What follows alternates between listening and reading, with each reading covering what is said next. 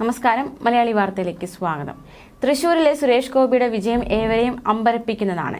BJP. കേരളത്തിൽ account തുറക്കില്ലെന്ന് bet വെച്ചവരെല്ലാം തോറ്റുപോയി. ഇപ്പോഴിതാ കാരണം കണ്ടെത്തുകയാണ് പാർട്ടികൾ. ലോക്സഭാ തെരഞ്ഞെടുപ്പിൽ തൃശൂരിൽ ഇടതുമുന്നണിയുടെ തോൽവിയിൽ ക്രൈസ്തവ സഭകളെ വിമർശിച്ച് CPM ജില്ലാ കമ്മിറ്റി. ക്രൈസ്തവ സഭകൾ ബി.ജെ.പിയെ പിന്തുണച്ചത് വിദേശ ഫണ്ടിന് വേണ്ടിയാണെന്ന് ജില്ലാ കമ്മിറ്റി വിമർശിച്ചു.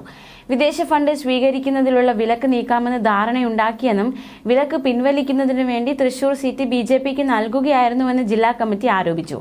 ന്യൂനപക്ഷ വിഭാഗങ്ങളെ വേട്ടയാടുന്നത് എതിർക്കുന്ന ഒരു വിഭാഗത്തിന്റെ വോട്ട് UDF-ലേക്ക് പോയെന്നും വിലയിരുത്തി. LDF-നെ തീർത്തും കൈയൊഴിയുന്ന സമീപനമാണ് ക്രൈസ്തവ സഭകളുടെ ഭാഗത്തു നിന്നുണ്ടായതെന്നും മുസ്ലിം ന്യൂനപക്ഷ വോട്ടുകൾ LDF-ന് അനുകൂലമായില്ലെന്നും വിലയിരുത്തി. മണിപ്പൂർ ഉൾപ്പെടെയുള്ള വിഷയങ്ങൾ തൃശൂരിൽ ഏശിയില്ല. കേന്ദ്രത്തിൽ ഇടതുപക്ഷ MP എത്തിയതുകൊണ്ട് വലിയ കാര്യമില്ലെന്ന പൊതുബോധം മുസ്ലിം ന്യൂനപക്ഷ വോട്ടുകളിലുണ്ടായി. അത് UDF-ന് അനുകൂലമായി. ഇതുകൊണ്ടാണ് ഗുരുവായൂർ മണ്ഡലത്തിൽ K. മുരളീധരൻ ഒന്നാമതെത്തിയതെന്ന് ജില്ലാ കമ്മിറ്റി യോഗത്തിൽ വിലയിരുത്തലുണ്ടായി. വിദേശ ഫണ്ട് സ്വീകരിക്കുന്നതിൽ ക്രൈസ്തവ സഭകൾക്ക് കേന്ദ്ര സർക്കാർ വിലക്ക് ഏർപ്പെടുത്തിയിരുന്നു. അതേസമയം 18ാം ലോക്സഭയുടെ ആദ്യ സമ്മേളനം ഇന്ന് തുടങ്ങും. കേരളത്തിലെ 18 പേർ ഇന്ന് ലോക്സഭാംഗങ്ങളായി സത്യപ്രതിജ്ഞ ചെയ്യും. വിദേശ സന്ദർശനം നടത്തുന്നതിനാൽ തിരുവനന്തപുരം MP ശശി തരൂർ ഈ ആഴ്ച അവസാനമാകും സത്യപ്രതിജ്ഞ ചെയ്യുക. വയനാട് മണ്ഡലം ഒഴിഞ്ഞ രാഹുൽ ഗാന്ധി റായ്ബറേലിയിൽ നിന്നുള്ള MP ആയിട്ടായിരിക്കും സത്യപ്രതിജ്ഞ ചെയ്യുക. രാവിലെ 11 മണിക്ക് പ്രധാനമന്ത്രി നരേന്ദ്രമോദിയും പിന്നാലെ കേന്ദ്രമന്ത്രിമാരും സത്യപ്രതിജ്ഞ ചെയ്യും. വൈകിട്ട് 4 മണിയോടെയാകും കേരളത്തിൽ നിന്നുള്ള MP-മാരുടെ സത്യപ്രതിജ്ഞ.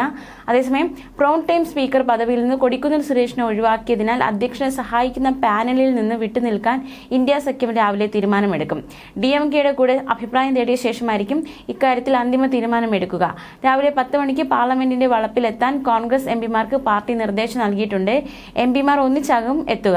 ഭരണം നേടാൻ കഴിയാതെ പോയ പ്രതിപക്ഷം പക്ഷേ ശക്തരായാണ് ഇത്തവണ പാർലമെന്റിൽ തിരിച്ചെത്തിയിരിക്കുന്നത്. നാളെ തുടങ്ങുന്ന ലോക്സഭാ സമ്മേളനത്തിന്റെ ആദ്യ 2 ദിവസം അംഗങ്ങളുടെ സത്യപ്രതിജ്ഞയാണ് നടക്കുക. തുടക്കം തന്നെ നീറ്റ്, നെറ്റ്, ഓഹരി വിപണിയിലെ ചാഞ്ചാട്ട വിവാദം തുടങ്ങിയ വിഷയങ്ങൾ ഉന്നയിക്കാനാണ് പ്രതിപക്ഷ തീരുമാനം. നീറ്റ്, നെറ്റ് വിഷയങ്ങൾ ഉന്നയിച്ച് രാഹുൽ ഗാന്ധി ലോക്സഭയിൽ നോട്ടീസ് നൽകും. അതേസമയം സംസ്ഥാനത്തിന്റെ പേര് ഭരണഘടനയിലും മറ്റ് ഔദ്യോഗിക രേഖകളിലും കേരള എന്നത് കേരളം എന്നാക്കാൻ വീണ്ടും പ്രമേയം. മുഖ്യമന്ത്രി പിണറായി വിജയൻ നാളെ ലെജിസ്ലേറ്റീവ് അസംബ്ലിയിൽ വീണ്ടും പ്രമേയം കൊണ്ടുവരും. നൂറ്റാണ്ടുകളായി കേരളം എന്ന പേര് സാഹിത്യത്തിലും ചരിത്രത്തിലും ഉണ്ടായിട്ടും അത് കേരള ആയി മാറിയത് ബ്രിട്ടീഷുകാരുടെ പ്രയോഗം കാരണമാണ്. ഐക്യ കേരളം പിറന്ന് 6.5 പതിറ്റാണ്ടായിട്ടും കേരളം എന്ന പേര് തിരിച്ചുപിടിച്ച് എല്ലാ രേഖകളിലും ഒരേപോലെയാക്കാൻ മലയാളികൾക്ക് കഴിഞ്ഞില്ല.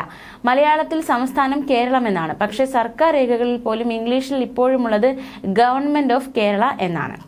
ന്യൂസ് ഡെസ്ക്, മലയാളി വാർത്ത.